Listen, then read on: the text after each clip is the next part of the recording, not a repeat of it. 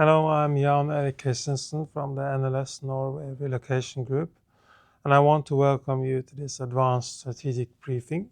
This session is meticulously designed for HR directors, global mobility managers, and the chief executive officers to empower their international leadership to drive growth in the Norwegian market. Today, we must address a profound psychological and structural disconnect that frequently causes foreign executives to completely misread, alienate, and ultimately demotivate their local workforce. We call this fatal corporate misstep the incentive illusion. When you recruit a highly effective dynamic sales director or regional VP from a hyper-competitive global hub like New York, London, or Singapore, they arrive armed with a specific motivational toolkit.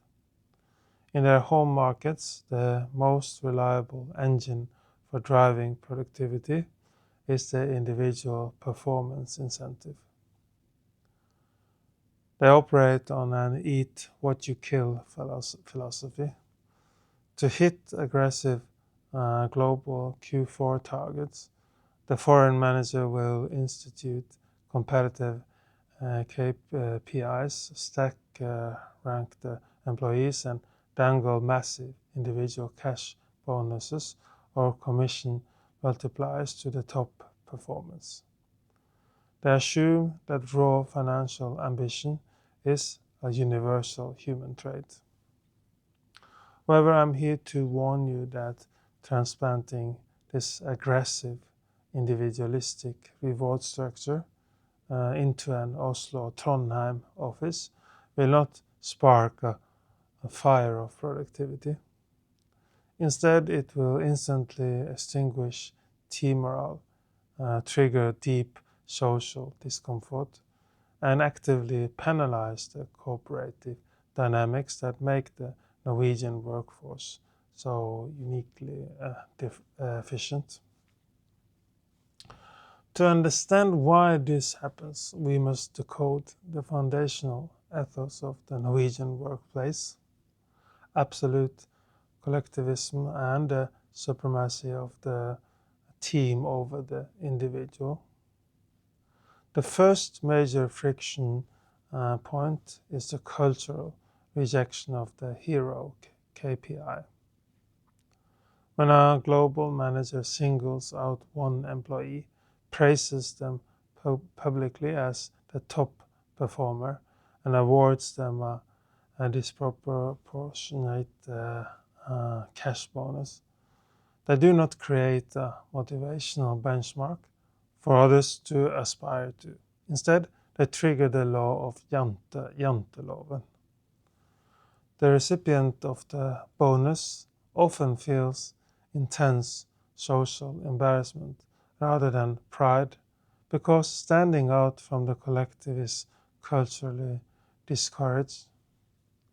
Meanwhile, the rest of the team views the reward as inherently unfair. Norwegian corporate success relies heavily on invisible cross-departmental collaboration.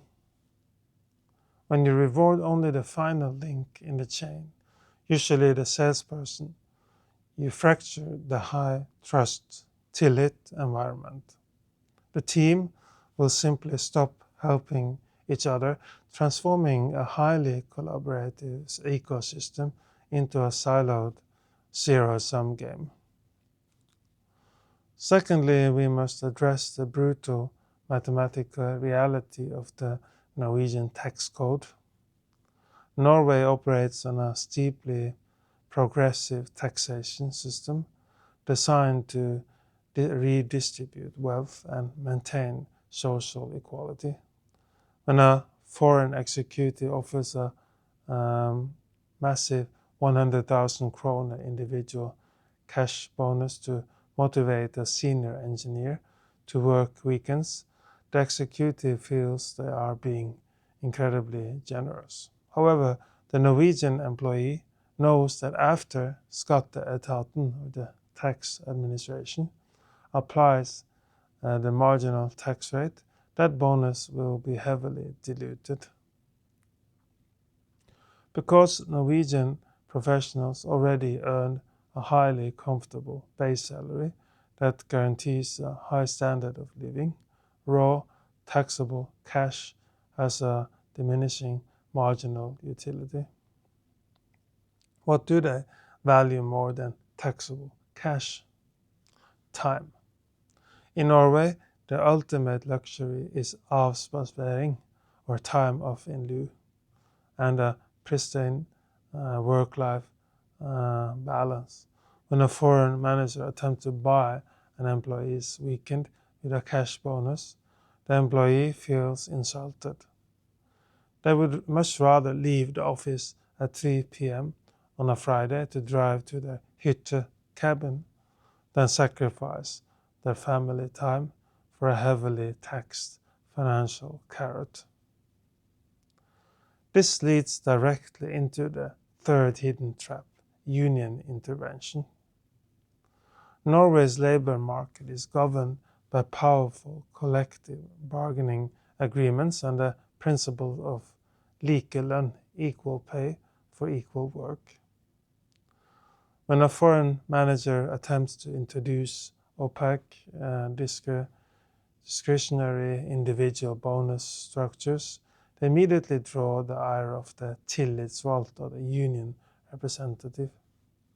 The union will demand absolute transparency and argue that performance pay creates a toxic, inequitable work environment.